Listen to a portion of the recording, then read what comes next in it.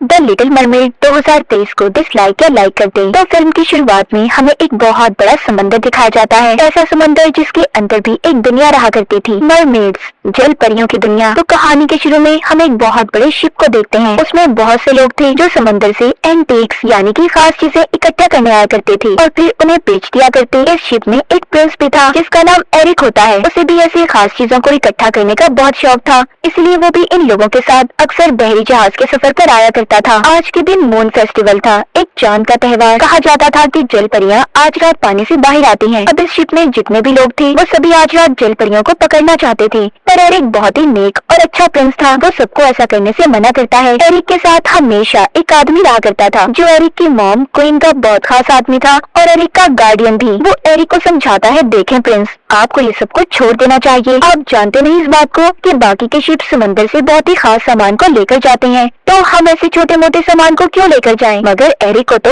इन सब कामों से दूर रहना था। इसके बाद पानी की दुनिया को दिखाया जाता है। समंदर की गहराइयों में एक बहुत ही खूबसूरत दुनिया बसा करती थी, ऐसी दुनिया जो हम अपने ख्यालों में भी नहीं देख सकते। समंदर के अंदर एक किंग रहा करता था जिसको पानी का देवता भी कहा जाता था। उनकी 7 बेटियां थी जो कि जल परियां होती हैं। वो अपनी 6 बेटियों को अपने पास बुलाते हैं, मगर यहाँ पर उनकी 7वीं बेटी नहीं थी, यानी कि सबसे छोटी, जिसका नाम एरियल था। किंग यहाँ पर अपने एक क्रैब केकड़े को बुलाते हैं। वो था तो एक क्रैब, पर वो किंग की हर बात मानता था, इसलिए किंग अब उसे एरियल को ढूंढने के लिए भेज देते हैं। क्रैब एरियल को ढूंढने के लिए निकल गया था। हमें पता चलता है कि एरियल इंसानों की चीजों की बहुत ही शौकीन थी। अक्सर वो इंसानों की चीजों की तलाश में बहुत दूर निकल जाया करती थी। एरियल की एक दोस्त भी थी जो कि एक छोटी सी फिश मछली थी। वो अक्सर उसके साथ रहा करती थी। एरियल हमेशा समंदर में डूबे टूटे हुए शिप्स पर जाती और इंसानों की चीजों को देखा करती थी। जो उसे अच्छी लगती वो उसे अपने पास भी रख लेती थी। अब उसे समंदर में एक टूटा हुआ शिप नजर आता है जो बहुत दूर था। जब ये उस जगह पर जाने वाली थी तो फिश इसे रोकती है और ये कहती है, देखो दूर मत जाना, मैंने सुना है उधर बहुत बड़ी बड़ी शार्क्स आती हैं। पर एरियल नहीं सुनती और शिप में चली गई थी जहाँ पर उसे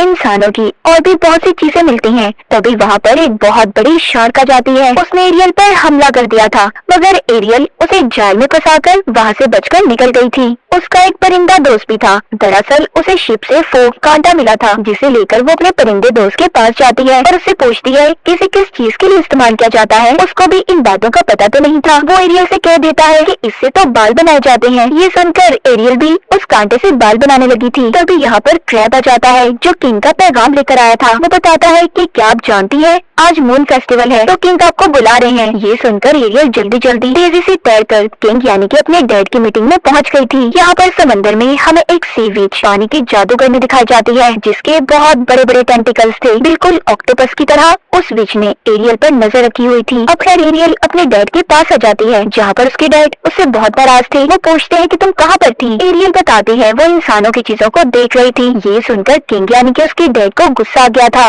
एरियल अपने डैड से कहती है, मुझे समझ नहीं आती आपको इंसान इतने बुरे क्यों लगते हैं? उनकी दुनिया बहुत प्यारी है, वो बहुत अच्छे लोग हैं। दरअसल एरियल की मॉम की मौत के जिम्मेदार इंसान ही थे, इसीलिए उसके डैड इंसानों से नफरत किया करते थे। अब किंग उससे कहते हैं कि आइंदा तुम इंसानों से जुड़ी चीजों के पास हरगिज नहीं जाओगी। ये सुनकर वो गुस्से में वहाँ से चली गई थी। किंग जानते थे कि एरियल उनकी बातों को नहीं मानेगी, इसीलिए वो क्रैब को एरियल के पीछे उसका ध्यान रखने के लिए भेज देते हैं। वो नाराज होकर अपने कमरे में आ गई थी जहाँ पर उसने इंसानों की बहुत सी चीजों को इकट्ठे किया हुआ था जो भी शिप डूबा करती थी या फिर उसके अंदर से चीजें आकर समंदर में गिर जाया करती थी। तो एरियल उन चीजों को यहाँ पर लाकर जमा किया करती, जिनमें किताबें, बटन्स, कॉइन्स, सिक्के, बहुत कुछ था। उसकी हमेशा से ख्वाहिश थी कि वो इंसानों की दुनिया में जाकर सड़कों पर घूमे। तभी उसे पानी के ऊपर से धमाकों की आवाजें आती हैं। एरियल जब ऊपर जाकर देखती है तो उसे बहुत बड़ा शिप दिखाई देता है जिसमें लोग आतिशबाजी कर रहे थे। ये शिप किसी और का नहीं बल्कि प्रिंस एरिक का था। एरियल को ये चीजें देखकर बहुत खुशी होती है। वो सोचती है कि इंसान के पास कितनी नई नई चीजें हैं। दरअसल एरिक और उसके दोस्त शिप में जश्न मना रहे थे।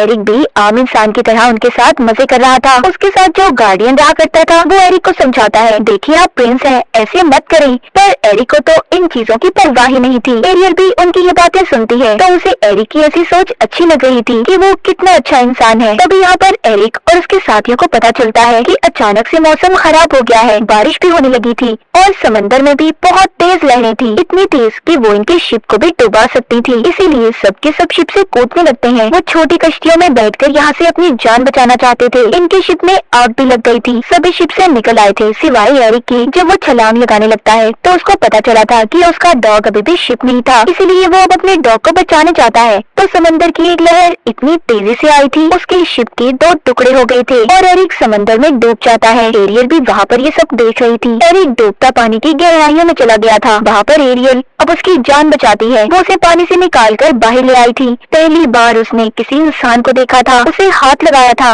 वो उसे बचाकर किनारे पर ले आती है। एरिक बेहोश था, वो उसे होश में लाने की कोशिश कर रही थी। यहाँ पर उसके जानवर दोस्त भी थे। वो सभी आपस में ये बातें करते हैं कि किंग को ये बात कोई नहीं बताएगा कि एरियल ने किसी इंसान की जान बचाई है। उधर एरियल एरिक को होश में लाने की कोशिश कर रही थी। वो गाना भी गाती है, मगर तभी महल से कुछ गार्ड्स आ जाते हैं जो एरिक की तलाश में आए थे। जब एरिक अपनी आंखें खोलता है तो गार्ड आकर उसे अपने साथ ले गए थे। उसने एरियल को नहीं देखा था, पर वो जानता था कि उसकी जान एक लड़की ने बचाई है। एरियल भी गार्ड को देखकर छुप गई थी। ये सब वो पानी की विच भी देख रही थी, जिसको हमने कहानी के शुरू में देखा था कि उसने एरियल पर नजर रखी हुई थी। उसका इस चीज के पीछे बहुत बड़ा मकसद था। अब हम एरियल को देखते हैं। जब से वो इंसान से मिली, यानी कि एरिक से, तब से और ज्यादा खोई खोई रहने लगी थी। अब तो वो इंसानों की दुनिया में जाना चाहती थी। हर रोज वो एरिक का इंतजार करती कि शायद वो कभी उसे ढूंढने पानी पर जरूर आएगा। दूसरी तरफ एरिक, जिसका इलाज चल रहा था, वो ठीक होकर अपनी मॉम के पास आता है, जो कि क्वीन थी। वो अपनी मॉम से पूछता है, क्या आप लोगों को वो लड़की मिली जिसने उस रात मेरी जान बचाई थी? उसकी मॉम कहती है, नहीं अभी तो नहीं, पर हाँ जल्दी हम उसे ढूंढ लेंगे। पर बेटे आपको भी आराम करना होगा। एरिक कहता है, नहीं मैं ठीक हूँ, मुझे बस जल्दी उस लड़की को ढूंढना है जिसने मेरी जान बचाई थी। मैं उसे देखना चाहता हूँ। एरिक को भी इस बात पर शक था कि शायद वो लड़की मरमेड, एक जल परी है जिसने उसकी जान बचाई थी। वो रोज समंदर के किनारे जाकर एरियल को ढूंढा करता था। वो शिप पर भी जाता है। उसे यकीन था कि अगर वो फिर से अपनी जान को खतरे में डालेगा तो वो जल परी उसे बचाने जरूर आएगी। उधर पानी में भी एरियल खोई खोई रहने लगी थी। उसकी बहनें समंदर में गिरी हुई शिप को हटा रही थी, जो कि एरिक का शिप था। एरियल यहाँ पर अपनी बहनों से कोई बात नहीं करती। अब उसके डैड को भी इस पर शक हो गया था कि एरियल को किसी इंसान से प्यार हो गया है। एरियल के डैड यानी कि किंग के बाद क्रैब से पूछते हैं। उसने भी सब सच बता दिया था कि हाँ एरियल ने एक इंसान की जान को बचाया था। ये बातें सुनकर किंग को बहुत गुस्सा आ गया था। उनके पास बहुत पावर थी। वो वहाँ पर एरियल के पास रखी हुई इंसानों की चीजों को तबाह कर देते हैं। एरियल अपने डैड को बहुत रोक रही थी, पर वो तो किसी भी चीज से मना नहीं होते। ये सब देखकर एरियल बहुत दुखी हो गई थी। तभी उसके सामने शीशे में वही विच आ जाती है जिसने उस पर नजर रखी हुई थी। वो एरियल को बताती है कि मैं तुम्हारी आंटी हूँ। मुझे सब लोग सी विच, समंदर की जादूगरनी के नाम से जानते हैं, मगर मुझे पता है तुम्हें क्या चाहिए। अगर तुम वो सब चाहती हो तो तुम्हें मुझसे मिलने आना होगा। अब एरियल उस विच से मिलने चली गई थी। विच कहती है, मैं जानती हूँ कि तुम्हें एक इंसान से प्यार है और इंसानों की दुनिया में जाना चाहती हो। मैं तुम्हारी मदद कर सकती हूँ, पर इसके बदले तुम्हें मेरा एक काम करना होगा। मेरी एक शर्त है, वो ये कि तुम्हें मैं इंसान में बदल तो दूंगी, तुम्हें चलने के लिए पाँव भी दे सकती हूँ, पर तुम्हें 3 दिन के अंदर अंदर वापस आना होगा और अपने प्यार के बारे में उस इंसान को बताना होगा। मगर इसके बदले तुम्हें अपनी आवाज को मुझे देना है। अगर तुमने अपने प्यार के बारे में उस इंसान को ना बताया तो फिर तुम्हें हमेशा हमेशा के लिए मेरे पास रहना होगा। एरियल इतनी सारी विच की शर्तों को सुनकर डर गई थी। वो वापस जाने लगती है। ये देखकर विच कहती है, ठीक है चली जाओ, मेरी बात मत मानो और सारी जिंदगी अपने डैड के साथ रहना, जो तुम्हें कभी भी इंसान से मिलने नहीं देंगे। ये सुनकर एरियल विच के पास वापस आ जाती है और उसकी हर बात मानने को तैयार हो गई थी। अब विच उस पर जादू करती है। सबसे पहले वो एरियल की आवाज को एक लॉकेट में कैद करके अपने गले में डाल देती है, जिसके बाद उसने एरियल को जल परी से एक इंसान में बदल दिया था। एरियल जो कि अब एक इंसान बन चुकी थी, तो उसका पानी में रहना मुश्किल हो रहा था। वो तैरती किनारे पर आ जाती है। दरअसल ये सारा कुछ विच की एक चाल थी। वो तो एरियल के डैड यानी कि किंग को हराकर समंदर की क्वीन बनना चाहती थी। वहाँ पर एक मछुआरा जब मछलियाँ पकड़ रहा था तो उसके जाल में एरियल आ जाती है। मछुआरा उसे देखकर काफी हैरान था। वो उससे कहता है, फिक्र नहीं करो, मैं तुम्हें अपनी क्वीन के पास ले जाऊंगा जो तुम्हारा अच्छे से ख्याल रखेंगी। एरियल जब अपने पाँव देखती है तो काफी खुश थी। उधर उसके पास उसके जानवर दोस्त भी आ जाते हैं। वो भी जान गए थे कि एरियल अब जल परी नहीं बल्कि एक आम इंसान बन चुकी है। अब खैर मछुआरा उसे अपनी क्वीन के पास ले आता है, जो कोई और नहीं बल्कि एरिक की मॉम थी, जहाँ पर एरियल का बहुत अच्छे से ख्याल रखा जाता है। उसको नहला धुलाकर कपड़े पहनाए जाते हैं। वो इंसानों की दुनिया में आकर बहुत खुश थी। उधर वो गाना भी गाती है, पर उस बेचारी की तो आवाज ही नहीं थी जिसका सौदा इसने विच के साथ किया था। जब वहाँ पर एरिक इससे मिलने आता है तो उसे देखकर काफी हैरान होती है, पर एरिक ने इसे नहीं पहचाना था। पहले तो एरिक को भी ये लग रहा था कि जो लड़की उसके महल में आई है उसी ने उसकी जान को बचाया है। पर जब एरिक एरियल को देखता है तो कहता है, अच्छा हुआ तुम्हारी जान बच गई, तुम आराम से हमारे महल में रह सकती हो। बेचारी एरियल उसे ये भी नहीं बता पाती कि उसकी जान किसी और ने नहीं बल्कि इसी ने बचाई थी। जब एरिक वहाँ से चला जाता है तो उसके पास उधर क्रैब आ गया था, जो उससे कहता है कि तुम्हें 3 दिन के अंदर अंदर अपने प्यार को सब बताना होगा, वरना विच तुम्हें हमेशा हमेशा के लिए अपने पास रख लेगी। इतना सुनकर एरियल वहाँ से चली जाती है। अब जब वो इंसानों की दुनिया में आ गई थी तो उसे बहुत कुछ देखना था।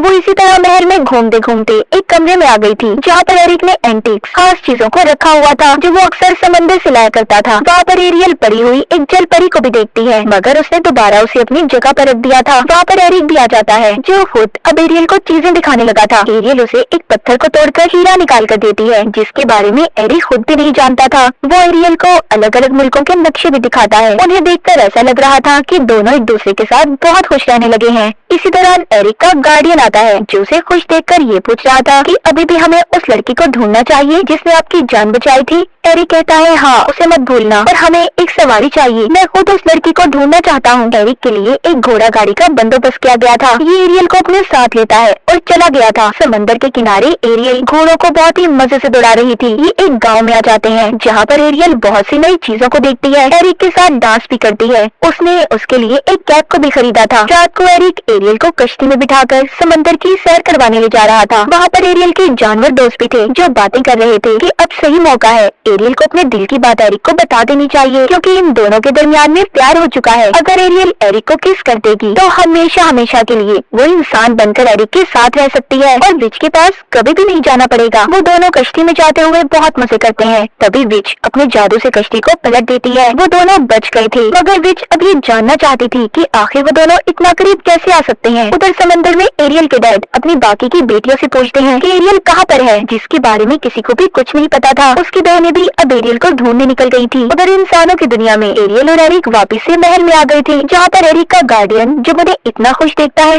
तो एरिक को कहता है कि मुझे लगता है आपको वो लड़की मिल चुकी है जिसकी आपको तलाश थी, जिसके साथ आप हमेशा खुश रह सकते हैं। मुझे लगता है हमें उस लड़की को नहीं ढूंढना चाहिए। मगर एरिक अभी भी अपने दिल से मुतमईन नहीं था। वो अभी भी उस लड़की से ही मिलना चाहता था। वो अब समंदर के किनारे चला जाता है और आवाजें देने लगता है कि आखिर उसकी जान को किसने बचाया था। तभी फोग धुन से निकलकर एक लड़की पत्थर पर आकर बैठ गई थी। एरिक समझता है यही वो लड़की थी जिसने उसकी जान को बचाया था। वो उसे अपने साथ महल में ले आता है। अगले दिन एरियल के जानवर दोस्त उसे जगाते हैं और ये कहते हैं कि आज तुम्हें बहुत काम है, तुम्हें बहुत कुछ करना है, तुम्हें एरिक को बताना है कि तुम उससे प्यार करती हो। अब एरियल जल्दी जल्दी तैयार होती है, एरिक के पास जाती है, पर वो उस लड़की के साथ था जो कल रात उसे मिली थी। वो अपनी मॉम को बता रहा था कि मॉम यही वो लड़की है जिससे मैं प्यार करता हूँ और इसी ने मेरी जान को बचाया था। उस लड़की के गले में एक लॉकेट चमक रहा था। एरियल ये बातें सुनकर बहुत दुखी हो गई थी और महल से बहुत दूर चली जाती है। एक रात उसका परिंदा दोस्त गाने की आवाज को सुनता है, जो किसी और की नहीं बल्कि एरियल की आवाज थी, जो उसी लॉकेट से आ रही थी जो उस लड़की ने पहना हुआ था, जो कल रात एरिक को मिली थी। वो कोई और नहीं बल्कि विच थी, जिसने खूबसूरत लड़की का रूप लिया हुआ था। ये सब जानने के बाद एरियल के दोस्त उसके पास जाते हैं और उसे सब बता देते हैं। कहते हैं तुम्हें अपने प्यार को हासिल करना होगा, वरना वो भी जीत जाएगी और फिर तुम कभी भी इंसान बनकर यहाँ पर नहीं रह सकती। ये बातें सुनकर एरियल दोबारा महल में आ जाती है। वहाँ महल में एरिक और उस लड़की की मंगनी होने वाली थी। एरिक की मॉम पूछती है कि तुम वाकई इस लड़की से प्यार करते हो, क्योंकि कल तक तो तुम एरियल के साथ बहुत खुश थे। एरिक कहता है इस बारे में तो मैं खुद भी नहीं जानता कि आखिर बात क्या है। तभी वहाँ पर एरियल के दोस्त आ जाते हैं, जिन्होंने उस लड़की यानी कि विच पर हमला कर दिया था। वहाँ पर एरियल आकर सबसे पहले उसके गले से लॉकेट को उतारती है, जिसमें उसकी आवाज कैद थी। अपनी आवाज आने के बाद वो एरिक को बताती है कि मैं ही वो लड़की हूँ जिसने तुम्हारी जान बचाई थी। विच भी अपने असली रूप में आ गई थी। वो अपने बड़े बड़े टेंटिकल से सब पर हमला कर देती है। एरियल जब वापस जल परी के रूप में आ गई थी तो वो उसे अपने साथ दोबारा से समंदर में ले गई थी। समंदर में एरियल के डैड आ गए थे, जिनको विच बताती है कि तुम्हारी बेटी की मुझसे डील हुई थी, एक ऐसी डील जो चाहकर भी तुम नहीं तोड़ सकते। अब एरियल के डैड अपनी बेटी को बचाने के लिए अपनी जान का सौदा विच से कर लेते हैं। विच ने अपने जादू से किंग को मार दिया था और उनका जादुई हथियार भी ले लेती है। विच का मकसद तो पूरा हो गया था, वो पूरे समंदर की क्वीन बनना चाहती थी, जो उसने हासिल कर लिया था। वो एरियल को मारने वाली थी, तभी समंदर में एरियल को बचाने एरिक भी आ गया था। मगर विच अब अपने ऊपर जादू करती है और खुद को एक बहुत बड़े ऑक्टोपस में बदल लिया था, जो पूरे समंदर जितना था। एरिक भी एक शिप पर लटका हुआ था। एरियल एरिक को बचाने की कोशिश कर रही थी, उधर विच एरियल को मारने की अलग अलग तरीके अपना रही थी। एरिक एक पहाड़ पर बैठ जाता है। एरियल जो कि शिप के पास थी, वो शिप को घुमाकर विच के अंदर घुसा देती है, जिससे उसका सारा जादू खत्म हो गया था और वो एक आम इंसान बनकर खत्म हो जाती है। उस विच के मरने के बाद एरियल के डैड किंग भी जिंदा हो गए थे। एरियल अपने डैड का जादुई हथियार भी उन्हें लाकर देती है, पर अब वो अपनी या एरिक के बारे में कोई बात नहीं करती, क्योंकि उसके डैड ने उसकी खातिर अपनी जान को दे दिया था। उधर एरिक भी तैरकर समंदर के किनारे आ जाता है और अपनी मॉम से कहता है कि मुझे समंदर के अंदर जाना है एरियल को लाने। पर उसकी मॉम उसे समझाती है, देखो ऐसा नहीं हो सकता, तुम एक आम इंसान हो, जबकि वो एक जल परी, वो अपनी दुनिया में जा चुकी है। समंदर में एरियल के डैड क्रैब से पूछते हैं, क्या मैंने सब ठीक किया? अगर सब कुछ ठीक हो गया है तो मेरी बेटी इतना उदास क्यों रहती है? क्रैब बताता है कि आपकी बेटी की खुशी इंसान बनने में है और एरिक के साथ है, जिससे वो प्यार करती है। ये सुनने के बाद किंग अपनी बेटी को इंसान में बदल देते हैं। उधर एरिक अब तक एरियल का इंतजार कर रहा था। आखिरकार एरियल एक इंसान बनकर एरिक के पास पहुंच जाती है। वो दोनों मिल गए थे, जिसके बाद अब एरियल हमेशा इंसान बनकर रहेगी। महल के अंदर दोनों की शादी हो जाती है। पूरी दुनिया घूमने के लिए ये तैयार थे। एरिक अपनी मॉम से मिलता है और जाने से पहले एरियल अपने डैड से मिलती है। उसके डैड बताते हैं कि मैं गलत था, हर इंसान बुरा नहीं होता, अब हम मरमेड्स मिलकर इंसानों के साथ रहेंगे। ये सुनकर एरियल बहुत खुश होती है, जिसके बाद ये दोनों हंसी खुशी अपने सफर पर निकल जाते हैं, जो सफर इनका पूरी दुनिया घूमने का था। और इसी के साथ इस मूवी की कहानी यहीं पर खत्म हो जाती है।